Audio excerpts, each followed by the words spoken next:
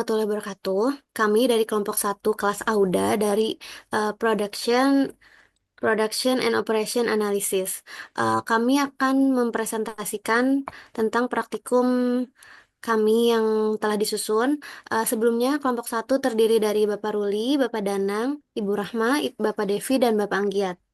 Baik, selanjutnya pada modul pertama yaitu modul forecasting, eh, adapun objektif yang kami tuju yaitu membandingkan hasil dari forecasting time series decomposition, moving average, Holtz method, dan disaggregate time series decomposition. Kemudian menentukan metode yang paling efektif untuk prediksi permintaan sepeda anak usia 7-10 tahun perusahaan La Familia Bike. Pada case study ini yaitu perusahaan La Familia Bike. Dari analisis keempat metode tersebut, yaitu metode series decomposition, moving average, Holtz, and Winters, dilihat dari akurasi forecast seperti nilai tracking sinyal, MAP dan MAD, dapat disimpulkan bahwa metode yang paling optimal adalah time series decomposition untuk perhitungan dengan Excel karena memiliki MAP dan MAD yang lebih kecil daripada metode yang lainnya dan memiliki nilai tracking sinyal yang berada dalam batas pengendalian yaitu -4 sampai 4. Kemudian, modul kedua aggregate planning, yaitu menentukan total cost pada metode-metode perencanaan produksi agregat untuk familia bike dan menentukan metode terbaik dalam melakukan aggregate planning berdasarkan total cost yang paling minimum. Kemudian, diperoleh hasil total biaya yang perusahaan keluarkan secara keseluruhan masing-masing metode. Uh, maka dari keempat metode yang telah digunakan menentukan perencanaan agregat, metode yang paling baik adalah metode constant workforce plan. Ya, yang mana metode ini memiliki total biaya yang paling kecil, total ending inventory terkecil sehingga biaya yang dikeluarkan untuk penyimpanan persediaan tidak terlalu besar, dan tingkat penggunaan tenaga kerja tinggi sehingga mengurangi idle time. Berikut tabel dari aggregate planning. Terlihat base metode yaitu constant workforce plan. Baik, selanjutnya dilanjutkan oleh rekan saya.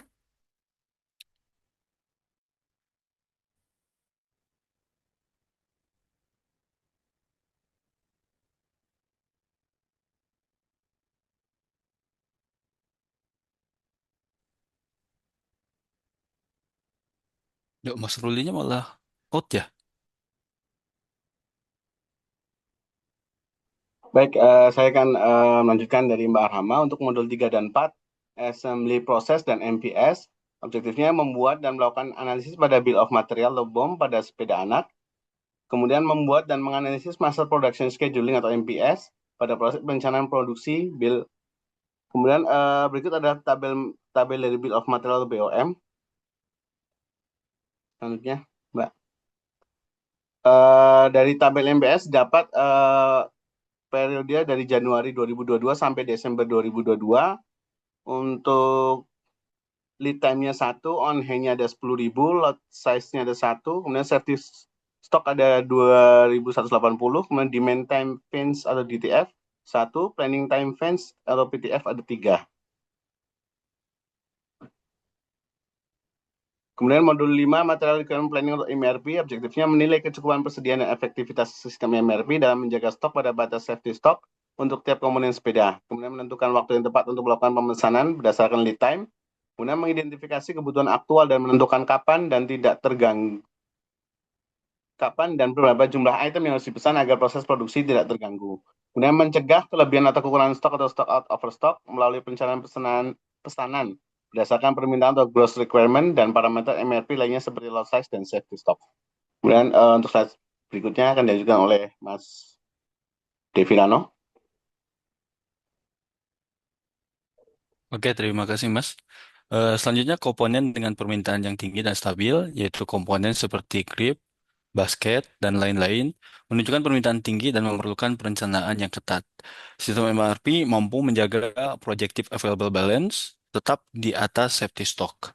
Meskipun beberapa komponen seperti basket perlu order setiap bulan karena PAB1 selalu negatif.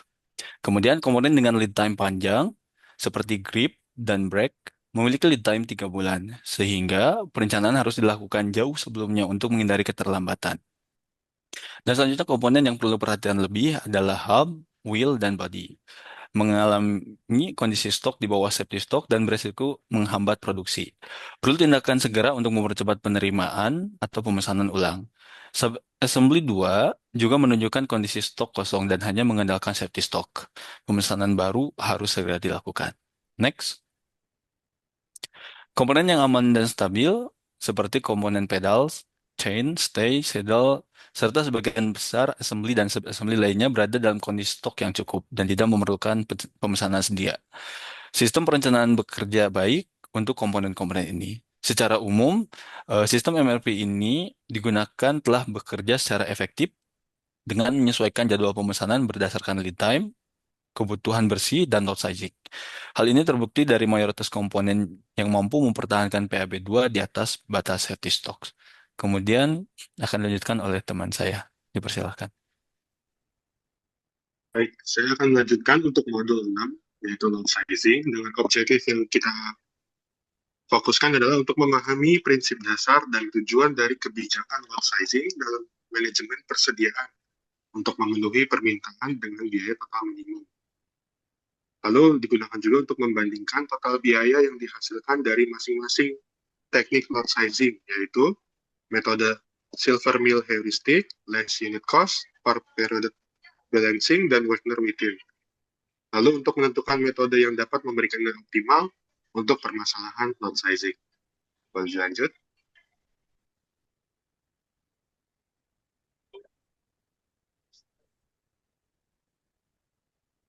Selanjutnya adalah dalam menentukan perhitungan data total biaya untuk memahami kepastian permintaan, dibutuhkan perbandingan data dengan metode load sizing. Seperti yang sudah saya sebutkan tadi, ada Silver Mill Heuristic, Less Unit Cost, Part Period Balancing, dan Wagner-Wittin Method. Hasil dari nilai total cost yang telah didapatkan dengan menggunakan keempat metode memiliki hasil yang sama, yaitu sebesar 180.000. Metode Wagner-Wittin dipilih sebagai metode yang dapat memberikan nilai optimal untuk permasalahan load sizing yang bersifat dinamis sesuai dengan horizon periode tertentu. Di tahap penjabaran biaya metode Wagner-Wittin cenderung memberikan penjabaran biaya yang paling rinci karena fokusnya yang kuat pada optimisasi biaya produksi secara menyeluruh. Baik, selanjutnya boleh dilanjut oleh rekan saya.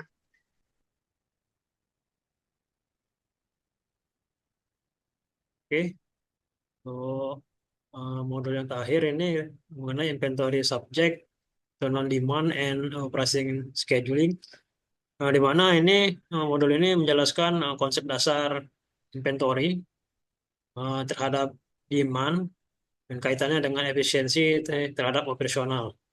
Jadi ini menentukan jumlah produksi yang efisien agar biaya produksi dan biaya penyimpanan ini dapat ditekan seminimal mungkin.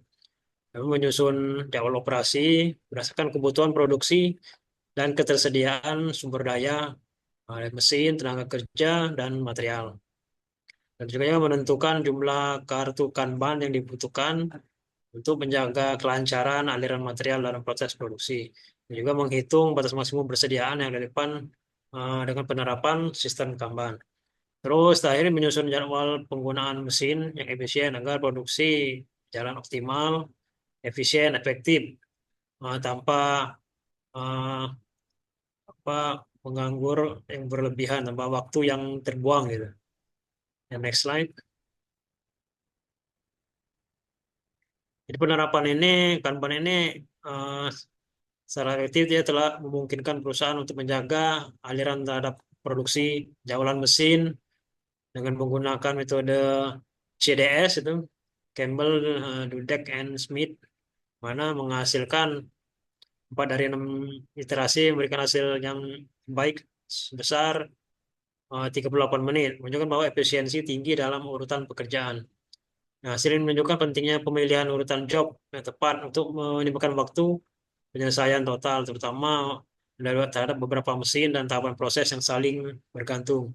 Dan juga tentunya efisiensi biaya produksi dan efisiensi terhadap biaya penyimpanan berdasarkan data permintaan dan waktu kerja. Sehingga produksi kita disesuaikan terhadap demand permintaan, sehingga tidak berlebihan terhadap produksi. Jumlah kartu kamar juga ditentukan setiap komponen dengan mempertimbangkan waktu siklus dan tingkat permintaan sehingga berhasil memastikan kelancaran ya, sekaligus mencegah tidak terjadinya overstock.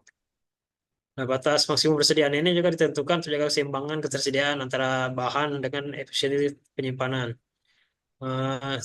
Supaya ini mencegah inventory kita yang berlebih ya, atau tidak perlu.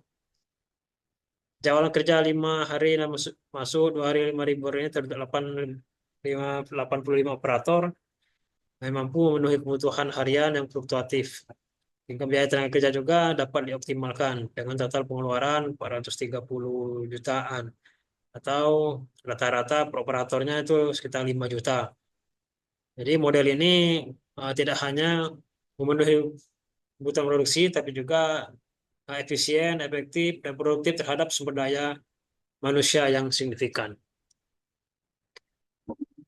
Ini perhitungan menggunakan ini ya, Linggu.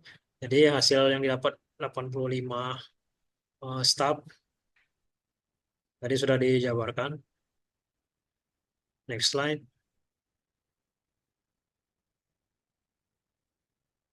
Oke. Baik, mungkin itu saja dari kelompok kami. Kurang lebihnya mohon maaf. Wabillahi taufiq wal hidayah. Wassalamualaikum warahmatullahi wabarakatuh.